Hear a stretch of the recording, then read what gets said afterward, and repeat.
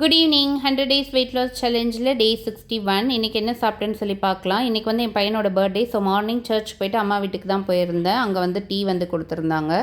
அதுக்கப்புறம் வந்து ஒரு பீஸ் கேக் வந்து சாப்பிட்ருந்தேன். மார்னிங் பிரேக்ஃபாஸ்ட் வந்து சாப்பிடல, கொஞ்சம் ஒர்க் வந்து ஹெவியாக இருந்ததுனால. லஞ்சுக்கு வந்து கொஞ்சமாக சாதம், சாம்பாரில் இருந்த காய் தான் நூல்கோல், முள்ளங்கி, கத்திரிக்காய், முருங்கைக்காய் போட்டு சாம்பார்.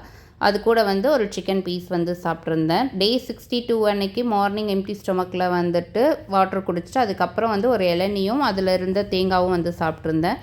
பிரேக்ஃபாஸ்ட்டுக்கு வந்து ஒரு 11:30க்கு வந்து ராகி புட்டு வந்து 100 கிராம்ஸ் கொஞ்சமாக தேங்காய் போட்டு எடுத்திருக்கேன். அது கூட வந்து ஒரு வாழைப்பழம் வந்து ஏலக்கி வாழைப்பழம் எடுத்திருக்கேன்.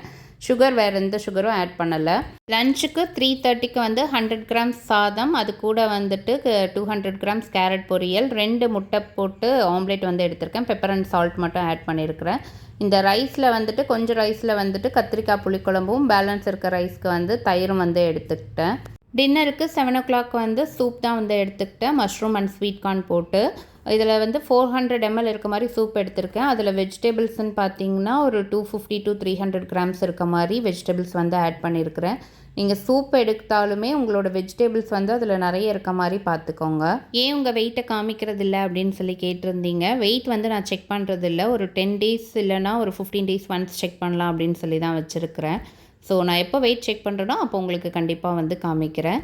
இன்றைக்கி வீடியோ அவ்வளோதான், நாளைக்கு பார்க்கலாம்.